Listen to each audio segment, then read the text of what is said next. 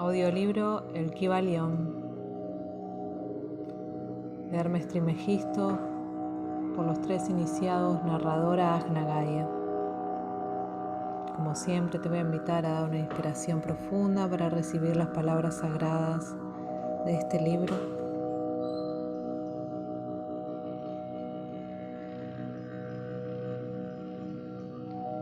No hay ni un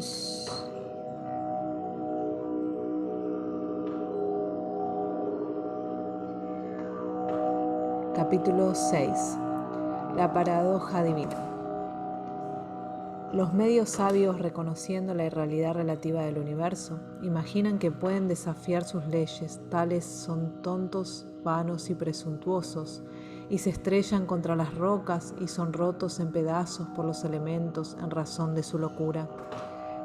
Los verdaderamente sabios, conociendo la naturaleza del universo, usan la ley contra las leyes, lo superior contra lo inferior, y por el arte de la alquimia transmutan lo que es indeseable en lo que es apreciable y así triunfan.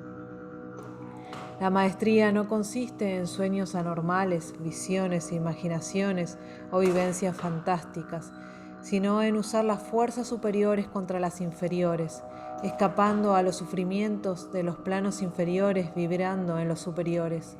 La transmutación, no la negación presuntuosa, es el arma del maestro.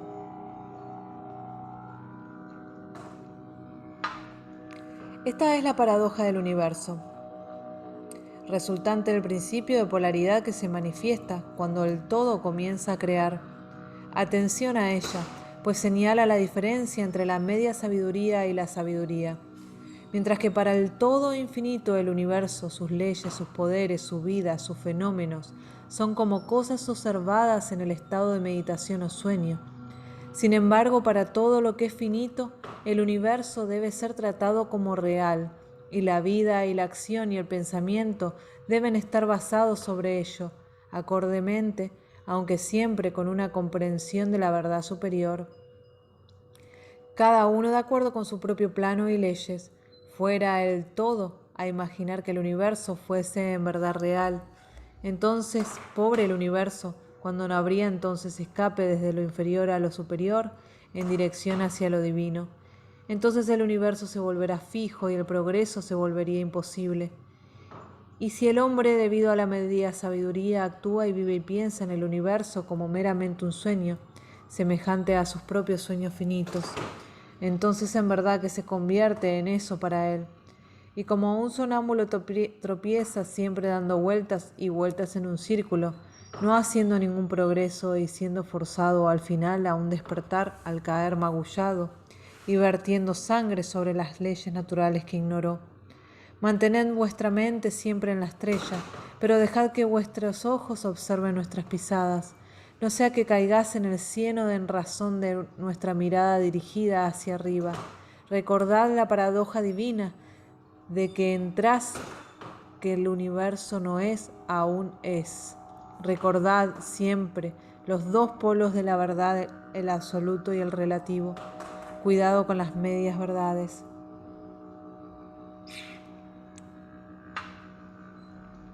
Lo que los hermetistas conocen como la ley de la paradoja es un aspecto del principio de polaridad. Los escritos herméticos están llenos con referencias a la aparición de la paradoja en la consideración de los problemas de la vida y el ser. Los instructores están advirtiendo constantemente a sus estudiantes contra el error de omitir el otro lado de cualquier cuestión, y sus advertencias están dirigidas particularmente a los problemas de lo absoluto y lo relativo, que dejan perplejos a todos los estudiantes de filosofía y que hacen a tantos pensar y actuar contrariamente a lo que se conoce generalmente como sentido común.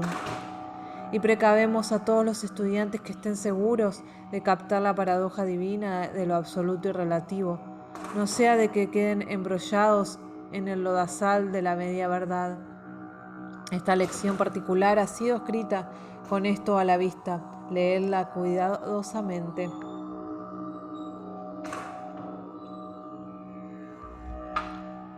El primer pensamiento que le viene al hombre que piensa después de que realiza la verdad de que el universo es una creación mental del todo es que el universo y todo lo que contiene es una mera ilusión, una irrealidad, idea contra la que su instinto se revela. Pero esta, como todas las otras grandes verdades, debe ser considerada tanto desde el punto de vista absoluto como relativo. Desde el punto de vista absoluto, desde luego, el universo es de la naturaleza de una ilusión, un sueño, una fantasmagoria, cuando se compara con el todo en sí mismo. Reconocemos esto incluso en nuestros puntos de vista ordinarios, pues hablamos del mundo como un fugaz espectáculo que va y viene, nace y muere, pues el elemento de impermanencia y cambio, finitud e insustancialidad debe estar siempre conectado con la idea de un universo creado cuando se contrasta con la idea del todo. No importa cuáles puedan ser nuestras creencias concernientes a la naturaleza de ambos, filósofo, metafísico, científico y teólogo coinciden todos sobre esta idea, y el pensamiento se encuentra en todas las clases de pensamiento filosófico y concepciones religiosas, así como las teorías de las respectivas escuelas de metafísica y teología. Así que las enseñanzas herméticas no predican la insustanciabilidad del universo en ninguno de los términos más fuertes que aquellos que os son más familiares, aunque su presentación del tema pueda parecer algo más sobrecogedora. Todo lo que tiene un comienzo y un final debe ser en un sentido irreal y falso, y el universo cae bajo la regla en todas las escuelas de pensamiento. Desde el punto de vista absoluto, no hay nada real excepto el todo. No importa qué términos podamos usar al pensar o en discutir el asunto, sea que el universo esté creado de materia o sea una creación mental en la mente del todo, es insustancial, no duradero, una cosa de tiempo, espacio y cambio. Queremos que realices este hecho concienzudamente antes de pasarle juicio a la concepción hermética de la naturaleza mental del universo. Pensad sobre cualquiera y todas de las otras concepciones y ved si esto no es en verdad de ellas. Pero el punto de vista absoluto muestra meramente un lado del cuadro, el otro lado es el relativo. La verdad absoluta ha sido definida como las cosas tal como la mente de Dios las conoce, mientras que la verdad relativa es las cosas tal como la razón más elevada del hombre las entiende. Y así, mientras que para el todo el universo debe ser irreal e ilusorio, un mero sueño o el resultado de una meditación, no obstante, para las mentes finitas que forman una parte de ese universo y lo ven a través de las facultades mortales, el universo es muy real en verdad y debe ser considerado así. Al reconocer el punto de vista absoluto, no debemos cometer el error de ignorar o negar los hechos y fenómenos del universo tal como se prestan a nuestras facultades mortales. No somos el todo, recordad. Para tomar ilustraciones familiares, todos reconocemos el hecho de que la materia existe para nuestros sentidos. Lo pasaríamos mal si no lo hiciéramos. Sin embargo, incluso nuestras mentes finitas entienden el dicho científico de que no hay tal cosa como la materia desde un punto de vista científico.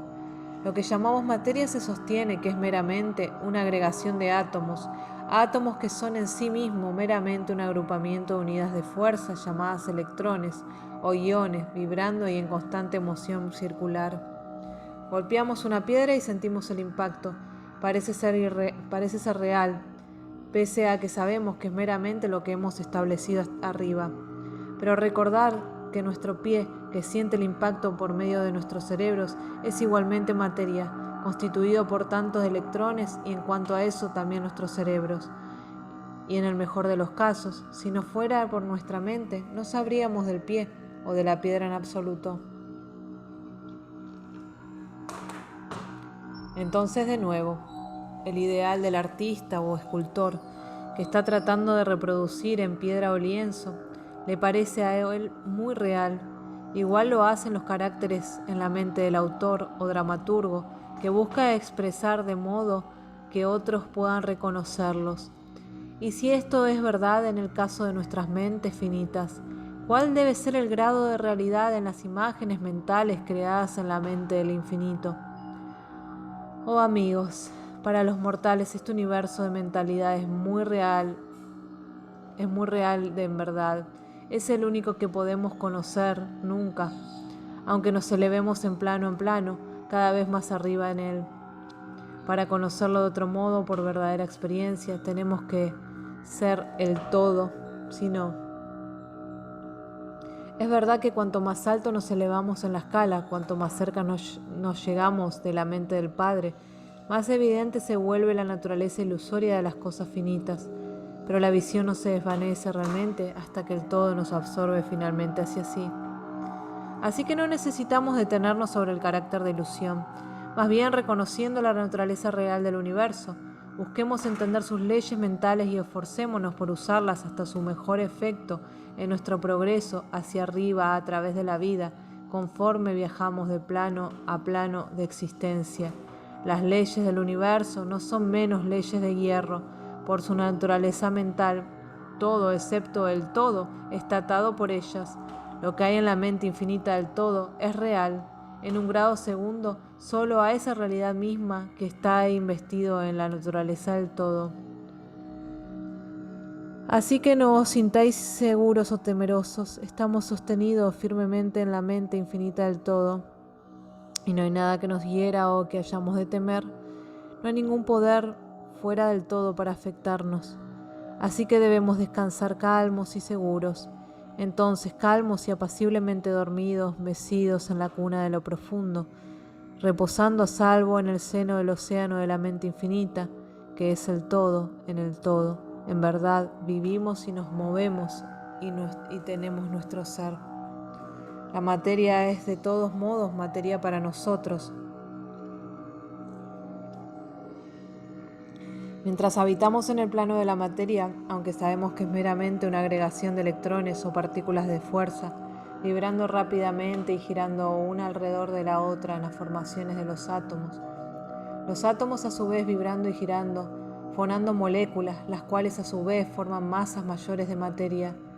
No se vuelve la materia menos materia cuando seguimos la pesquina aún más lejos y aprendemos de las enseñanzas herméticas que la fuerza de la que los electrones no son sino unidades es meramente una manifestación de la mente del todo, y como todos los demás en el universo, es puramente mental en su naturaleza. Mientras estemos en el plano de la materia, debemos reconocer sus fenómenos. Podemos controlar la materia como lo hacen todos los maestros de mayor o menor grado, pero lo hacemos así aplicando las fuerzas superiores. Cometemos una insensatez cuando intentamos negar la existencia de la materia en el aspecto relativo. Podemos negar su dominio sobre nosotros, y eso correctamente, pero no deberíamos intentar ignorarla en su aspecto relativo, al menos mientras residamos sobre su plano. Ni se vuelven las leyes de la naturaleza menos constantes o efectivas cuando sabemos igualmente que son meramente creaciones mentales. Ellas tienen pleno efecto en los diversos planos. Superamos las leyes inferiores aplicando unas aún superiores y solo de este modo. Pero no podemos escapar a la ley o elevarnos por encima de ella enteramente. Nada, sino el todo, puede escapar a la ley, y eso es porque el todo es la ley en sí, de donde emergen todas las leyes. Los maestros más avanzados pueden adquirir los poderes usualmente atribuidos a los dioses de los hombres, y hay incontables rangos de ser en la gran jerarquía de la vida, cuyo ser y poder trasciende incluso el de los más elevados maestros entre los hombres, hasta un grado impensable por los mortales. Pero incluso el más elevado maestro y el más elevado ser deben inclinarse ante la ley y ser como nada ante el ojo del todo. Así que si incluso estos seres los más elevados, cuyos poderes exceden incluso aquellos atribuidos por los hombres a sus dioses, si incluso estos están ligados y subordinados a la ley, imaginad entonces la presunción del hombre mortal de nuestra raza y grado, cuando osa considerar las leyes de la naturaleza como irreales, visionarias e ilusorias, porque resulta ser capaz de captar la verdad de que las leyes son mentales en naturaleza y simplemente creaciones mentales del todo. Esas leyes que el todo pretende que sean leyes gobernantes no han de ser desafiadas o erguidas. Mientras el universo dure, ellas durarán, pues el universo existe por virtud de estas leyes que forman su armazón y él los mantiene juntos. El principio hermético del mentalismo, mientras que explica la verdadera naturaleza del universo sobre el principio de que todo es mental, no cambia las concepciones científicas del universo, la vida o la evolución. De hecho, la ciencia meramente corrobora las enseñanzas herméticas, las últimas meramente enseñanzas que la naturaleza del universo es mental, mientras que la ciencia moderna ha enseñado que es material, o últimamente que es energía en el último análisis. Las enseñanzas herméticas no tienen ningún fallo que encontrar en el principio básico de Herbert Spencer, que postula la existencia de una energía infinita y eterna, de donde procede todas las cosas. De hecho, los herméticos reconocen la filosofía de Spencer, la más elevada afirmación externa del funcionamiento de las leyes naturales que haya sido nunca promulgada, y creen que Spencer ha sido una reencarnación de un antiguo filósofo que residió en el antiguo Egipto hace miles de años y que posteriormente encarnó como Heráclito, el filósofo griego que vivió en el 500 a.C., y consideran su afirmación de la energía infinita y eterna como directamente en la línea de las enseñanzas del todo. Con la llave maestra de la filosofía hermética, el estudiante de Spencer será capaz de abrir las muchas puertas de las concepciones filosóficas internas del gran filósofo inglés, cuya obra muestra los resultados de la preparación de sus encarnaciones anteriores. Sus enseñanzas concernientes a la evolución y al ritmo están casi en perfecto acuerdo con las enseñanzas herméticas concernientes al principio del ritmo.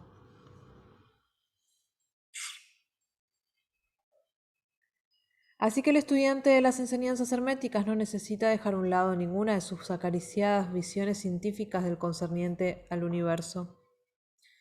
Todo lo que se le pide hacer es captar el principio subyacente de que el todo es mente, el universo es mental, sostenido en la mente del todo. Encontrará que los otros 6 de los 7 principios se ajustarán en su conocimiento científico y servirán para extraer puntos oscuros y arrojar luz en rincones sombríos. Esto no ha de extrañarnos cuando realizamos la influencia de pensamientos herméticos en los primitivos filósofos de Grecia, sobre cuyos fundamentos de pensamiento descansan ampliamente las teorías de la ciencia moderna. La aceptación del primer principio hermético, mentalismo, es el único gran punto de diferencia entre la ciencia moderna y los estudiantes herméticos, y la ciencia está moviéndose gradualmente hacia la posición hermética, en su tantear en la oscuridad, por una vía de salida del laberinto en el que ha vagado en su búsqueda por la realidad. El propósito de esta lección es imprimir sobre las mentes de nuestros estudiantes el hecho de que para todas las intenciones y propósitos del universo y sus leyes y sus fenómenos son tan reales, hasta donde el hombre está concernido, como lo serían bajo las hipótesis del materialismo o el energismo.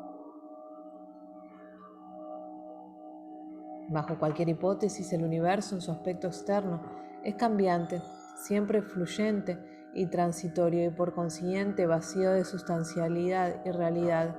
Pero notad el otro polo de la verdad. Bajo cualquiera de las mismas hipótesis, estarnos compelidos a actuar y vivir como si las cosas fugaces fuesen reales y sustanciales. Con esta diferencia siempre entre las diversas hipótesis, que bajo las viejas visiones el plano mental era ignorado como una fuerza natural, mientras que bajo el mentalismo se convierte en la fuerza natural más grande. Y esta única diferencia revoluciona la vida a aquellos que entienden el principio y sus leyes y prácticas resultantes. Así que finalmente, estudiantes todos, captad la ventaja del mentalismo y aprended a reconocer, usar y aplicar las leyes que resultan de él.